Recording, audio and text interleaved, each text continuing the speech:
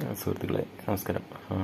ഞാൻ ഇത്തവണ പറയാൻ ഉദ്ദേശിക്കുന്നത് ഡിസ്ക് പ്രോബ്ലങ്ങൾ അതിനെക്കുറിച്ചൊക്കെയാണ്. അത് ഓർത്തോ കണ്ടീഷനാണ്, അല്ലെങ്കിൽ ന്യൂറോ സർജറി കണ്ടീഷൻസാണ്. പക്ഷേങ്കിലും ഇതിൻ്റെ പത്തോജനസ് മെയിൻലി ഈ ഗ്ലൂക്കോസ് സോഡിയം പ്രശ്നങ്ങളായിട്ട് ഡയറക്റ്റായിട്ട് കണക്റ്റഡ് ആയതുകൊണ്ട് ചെറുതായിട്ടൊന്ന് ടച്ച് ചെയ്യാൻ ഉദ്ദേശിക്കുന്നത്. ഈ പറഞ്ഞ പോലെ 5 മണിക്കൂറിൽ നമുക്ക് വിശക്കാൻ പാകത്തിന് ഗ്ലൂക്കോസ് ലെവൽ താഴുന്നു, 2.5 മണിക്കൂറിൽ ലിക്വിഡായിട്ട് ഗ്ലൂക്കോസ് താഴുന്നതൊക്കെ ഞാൻ സൂചിപ്പിച്ചു. അപ്പം ഒരു 5 വയസ്സ് 8 വയസ്സൊക്കെ ആകുമ്പോഴേ നമ്മുടെ ഭക്ഷണ രീതികൾ സ്കൂളിലും കോളേജിലും ഒക്കെ പോയി തുടങ്ങുമ്പോൾ അത്ര എന്താ പറയുക, ശരീരത്തിൻ്റെ റിക്വയർമെൻറ്റ് അനുസരിച്ചാകണമെന്നില്ല പലപ്പോഴും. അപ്പോൾ രാവിലെ 7:15 7:10 ബസ്സിൽ കയറുമ്പോൾ കൊച്ചുങ്ങൾക്ക് വിശക്കുകയുമില്ല.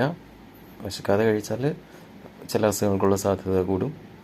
ഒന്നും കഴിക്കാതെ പോയാൽ ഇപ്പോഴത്തെ ഞാൻ പറഞ്ഞ ഗ്ലൂക്കോസ് സെൻട്രോൾസിൻ്റെ സ്പീഡ് കൂടിയതുകൊണ്ട് ഡിസ്ക് പ്രോബ്ലത്തിനും ഹാർട്ട് ഡിസീസിനും ചെറുപ്പത്തിൽ തന്നെയുള്ള ഷുഗറിനും പ്രഷറിനൊക്കെയുള്ള സാധ്യതയും കൂടും. അപ്പോൾ ഒരു വല്ലാത്ത സിറ്റുവേഷനാണ് നമ്മുടെ കുട്ടികളുടെ കാര്യത്തിൽ ഇപ്പോൾ ഉള്ളത്. ഒന്ന്, പിന്നെ ഈ ഗ്ലൂക്കോസ് കടം പ്രക്രിയയും അതുകൊണ്ട് മതിയാകാതെ വരുമ്പോൾ റിഫ്ലക്സ് മെക്കാനിസവും അങ്ങനെയാണല്ലോ ഞാൻ പറഞ്ഞത്. ഗ്ലൂക്കോസ് കടം ബോറോയിങ് പ്രക്രിയ നടക്കുന്നത് മെയിൻലി തുടക്കത്തിൽ ഈ കൊളാജൻ അടങ്ങിയ ഗ്ലൈക്കോസെമിനോഗ്ലൈക്കാൻ അടങ്ങിയ ഭാഗങ്ങളിൽ നിന്നാണ്. മൂക്കിൻ്റെ അറ്റത്തെ ഡിവിഷൻ ഓഫ് നെസസെപ്റ്റവും അതിനെ തുടർന്ന് ഇൻഫീരിയർ ടെർമിനേറ്റീവ് ഹൈപ്പർട്രോഫി അഥവാ ദശയും ഡെവലപ്പ് ചെയ്യുന്നത് അതാണ്. ആ രീതിയിലാണ്.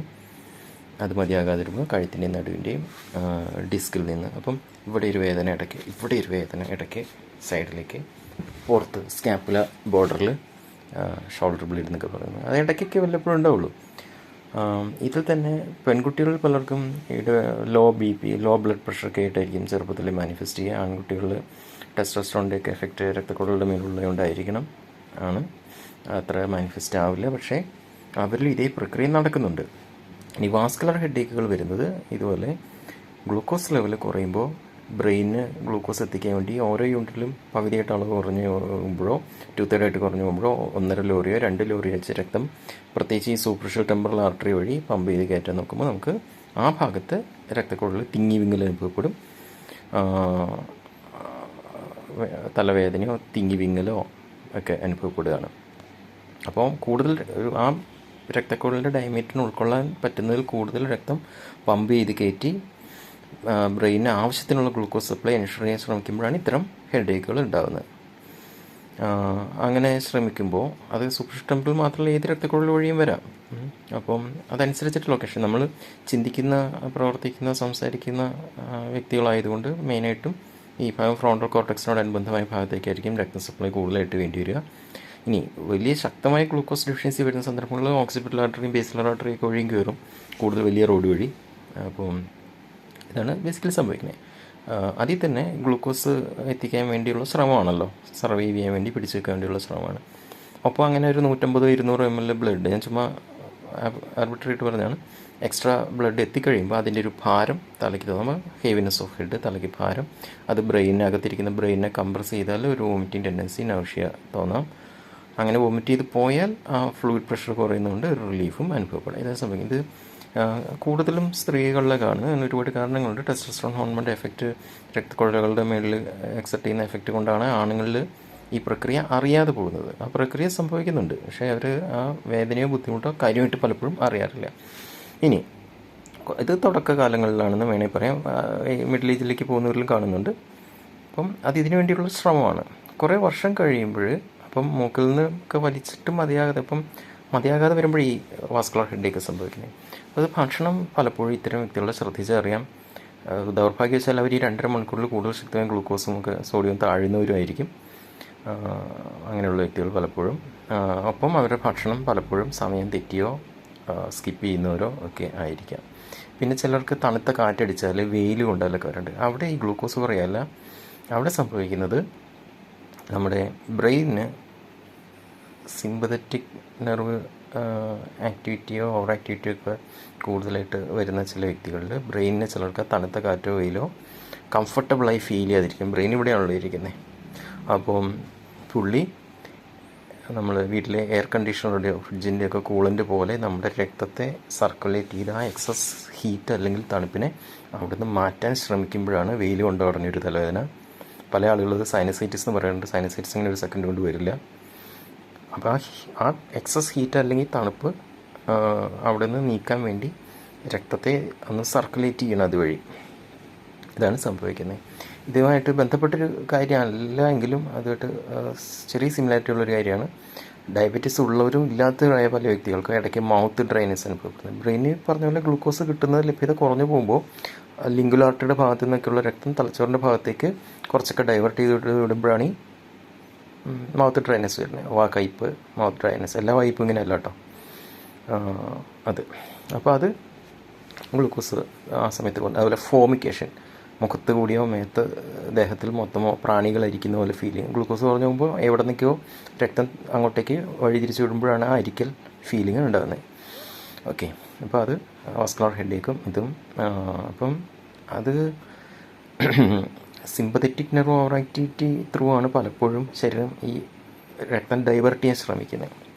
അപ്പോൾ അത് ഒഴിവാക്കാനുള്ള ഏറ്റവും സൈഡ് എഫക്റ്റ് കുറവുള്ള നമ്മുടെ പ്രകൃതി ഇപ്പോൾ ഉള്ള മരുന്ന് പ്രൊപ്രാനോൾ പോലുള്ള കോമ്പൗണ്ട്സാണ്. അഡീഷണലായിട്ട് വേറെ മരുന്നുകൾ ചിലപ്പോൾ ഈ വാസ്കുലർ ഹെഡേക്ക്, മൈഗ്രെയിൻ പോലുള്ള വാസ്കുലർ ഹെഡേക്കുകളിൽ വേണ്ടി വന്നേക്കാം. പക്ഷേ ഏറ്റവും സേഫും ഏറ്റവും പ്രൈമറി ആയിട്ട് ഉപയോഗിക്കാവുന്ന ഈ കാരണം കൊണ്ട് തന്നെ ഇതാണ്. പിന്നെ 2 ഡിസ്ക് പ്രശ്നങ്ങൾ. ഇപ്പോൾ അവിടെ ഇങ്ങനെ 2 കശേരുക്കൾ, നടുക്കൊരു ഡിസ്ക്, സോഫ്റ്റ് കുഷൻ പോലെ ജസ്റ്റ് ഇമാജിൻ ലൈക്ക് ദാറ്റ്. അപ്പം അത് ഗ്രാജുവലി അതിൽ നിന്ന് ഗ്ലൂക്കോസ് കടം വലിച്ച് അത് കട്ടി കുറയുന്നു, തിന്നാകുന്നു. അപ്പോൾ അതവിടെ ഉറച്ചിരിക്കണമെന്നില്ല, സൈഡിലേക്കോ മുന്നിലേക്കോ ഒക്കെ ചിലപ്പോൾ തെന്നി നീങ്ങാം. ഇപ്പോൾ ഡിസ്ക് ബൾജുന്നു. അപ്പം തേയ്മാനം എന്ന് പറയും, ഡിസ്ക് തേയ്മാനം എന്ന് പറയും, ഡിസ്ക് അടുത്തു എന്ന് പറയും, അകന്നു പറയും. ഒക്കെ ബേസിക്കലി സെയിം തന്നെയാണ് ഉദ്ദേശിക്കുന്നത്, സെയിം തന്നെയാണ് ഡോക്ടർ ഉദ്ദേശിക്കുന്നത്. അപ്പോൾ അതിൻ്റെ ഭാഗമായിട്ട് സൈഡിലേക്ക് ഇറങ്ങുന്ന ഇങ്ങനെ ഡിസ്ക് മെലിഞ്ഞ് വരുമ്പോൾ അകന്നിരുന്ന് നോർമൽ ഗ്യാപ്പിലിരുന്ന് ഡിസ്ക് അടുത്ത് അമർന്നിരിക്കുമ്പോൾ ഡിസ്ക് മെലിഞ്ഞായിരുന്നു. അപ്പോൾ സൈഡിലേക്ക് ഇറങ്ങുന്ന നെർവിൽ കംപ്രഷൻ ചിലപ്പോൾ വരാം.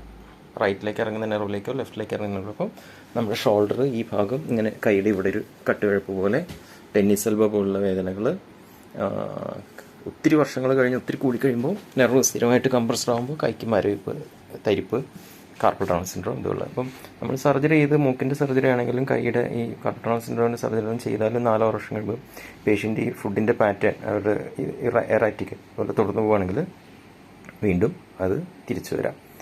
പക്ഷേ അതിന് സിമ്പിളൊരു മാർഗ്ഗമുണ്ട്. പിന്നെ ഇതുപോലെ പനിയൊക്കെ വരുമ്പോൾ ഇപ്പോഴത്തെ സ്പീഡ് കൂടിയ വൈറസുകളുടെ ഇൻഫെക്ഷൻസിൽ പലപ്പോഴും ഈ പുറം വേദന വളരെ ക്ലാസിക്കൽ ഫീച്ചറായിട്ട് വരുന്നുണ്ട്.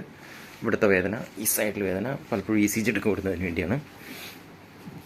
അത് ആക്ച്വലി ഈ അഫറൻറ്റ് നെർവ് ഫൈബേഴ്സിൽ നിന്ന് ഡീസെൻസിറ്റൈസ് ചെയ്ത വേദന ഒഴിവാക്കാൻ പറ്റും. അതിന് മാർഗ്ഗം ഇതാണ്. കഴുത്ത് ഒരു വശത്തേക്ക് തിരിക്കുക, അല്പം ഒരു സെക്കൻഡ് പിടിച്ചെടുത്ത് നേരെയാക്കുക, മറുവശത്തേക്ക് തിരിക്കുക, നേരെയാക്കുക.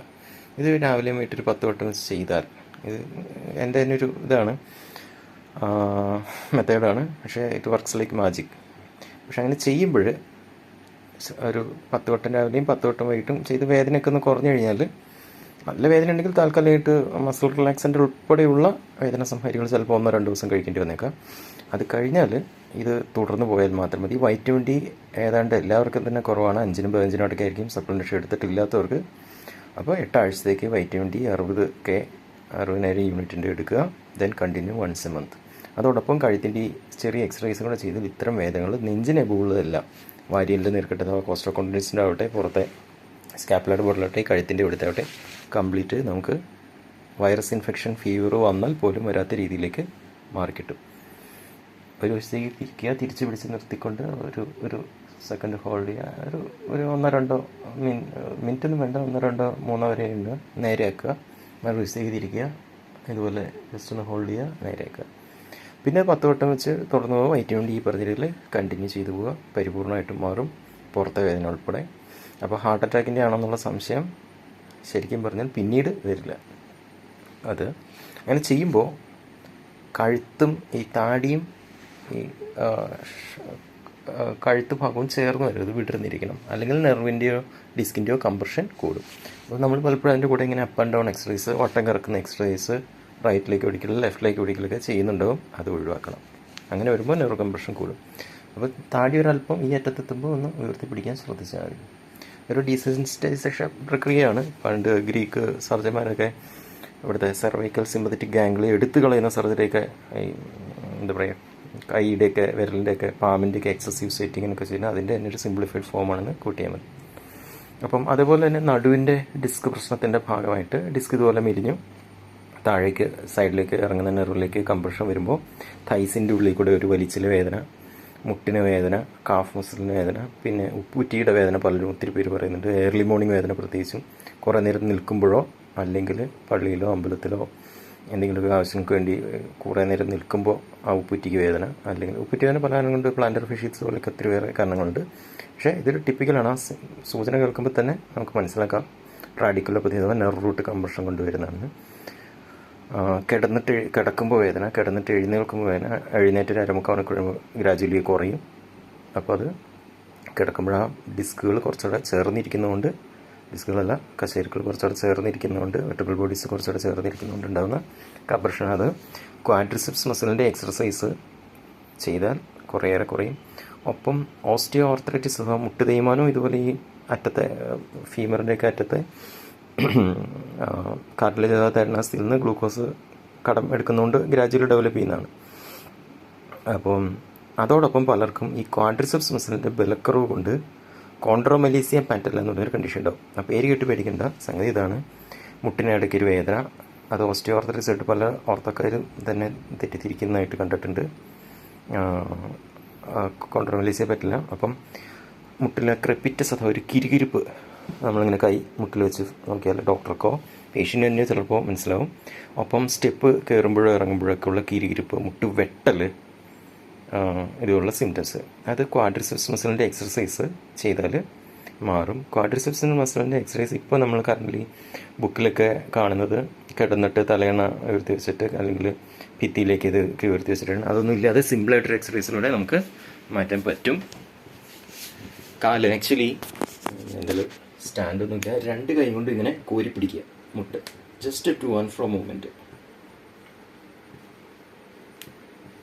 മുട്ട് ഫിക്സ് ചെയ്ത് പിടിച്ചുകൊണ്ട് ടു ആൻഡ് ഫ്രോ മൂവ്മെൻറ്റ് ചെയ്താൽ അതൊരു 3 മിനിറ്റ് വീതം രണ്ട് കാലിലും ചെയ്യുക ഡെയിലി. പ്ലസ് വൈറ്റമിൻ ഡി സപ്ലിമെൻഷൻ ഒരു 2 ആഴ്ച, 1 മാസം, 1 മാസം ടു 2 മാസം കൊണ്ട് മിക്കവാറും കേസുകളൊക്കെ റിലീഫ് കിട്ടും.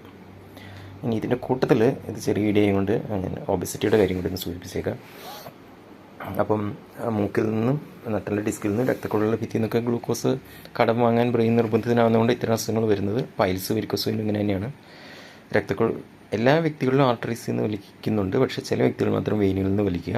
അങ്ങനെ വലിക്കുമ്പോൾ അതിൻ്റെ കട്ടി കുറയുന്നു, ഊതിയിൽ വീർക്കുന്ന ബലൂൺ പോലെ ആണ്. നിൽപ്പ് കൂടുതൽ വേണ്ടിയിരുന്ന പ്രൊഫഷൻ ചെയ്യുന്നവർക്ക്, ടീച്ചർമാർക്ക്, പോലീസ്, അങ്ങനെ ട്രാഫിക് പോലീസ് അങ്ങനെയുള്ളവർക്ക്, കണ്ടക്ടർമാർ അങ്ങനെയുള്ളവർക്കൊക്കെ രക്തം താഴേക്ക് താളം കെട്ടി ഊതിയ വീർക്കുന്ന ബലൂൺ പോലെ അത് വീർത്ത് വെരിക്കോസ് വെയിനായിട്ടും അല്ലെങ്കിൽ വയറ്റിൽ നിന്ന് പോകാൻ പ്രയാസം, കോൺസ്റ്റിപ്പേഷനൊക്കെ ഉള്ളവരിൽ ഇത് ആയിട്ടും പൈൽസായിട്ടും അത് ഇൻഫീരിയർ മെസൻട്രിക് വെയിന് ഇങ്ങനെ രൂപാന്തരം പ്രാപിക്കുന്നതാണ്.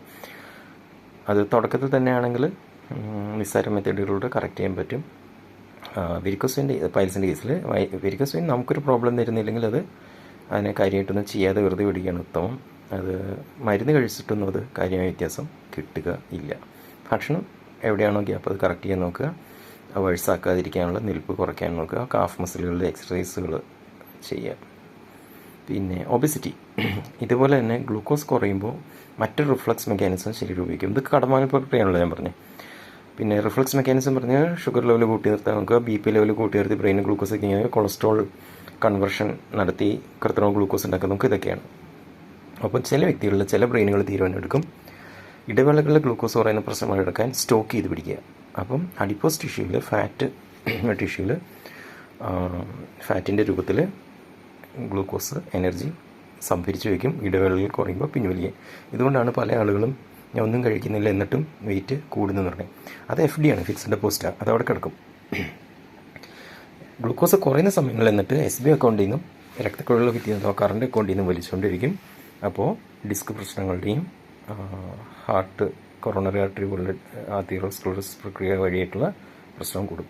വെയിറ്റ്, ഫാറ്റ് അവിടെ തന്നെ മിക്കവാറും കിടക്കുക. അത് 18 മണിക്കൂർ ഫാസ്റ്റിംഗ് ഒക്കെ കഴിഞ്ഞാൽ അത് ഉപയോഗിക്കാൻ ശരീരം ശ്രമിക്കാറുള്ളൂ.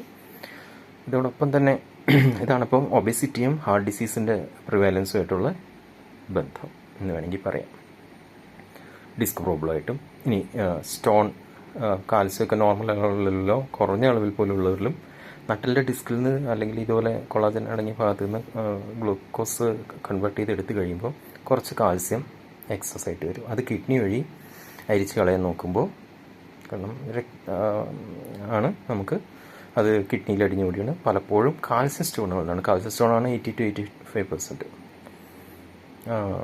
ഇതാണ് ബേസിക്കായിട്ട് ഈ കാര്യത്തിൽ പറയാനുള്ളത്. അപ്പം കഴുത്തിൻ്റെ ഈ ഒരു എക്സസൈസ് ചെയ്താൽ ഈ പുറംവേദനയായിട്ട് നടക്കുന്ന ഒരുപാട് സുഹൃത്തുക്കൾ കേരളത്തിലും ഇന്ത്യയിലും ലോകത്ത് എല്ലായിടത്തും ഉണ്ട്.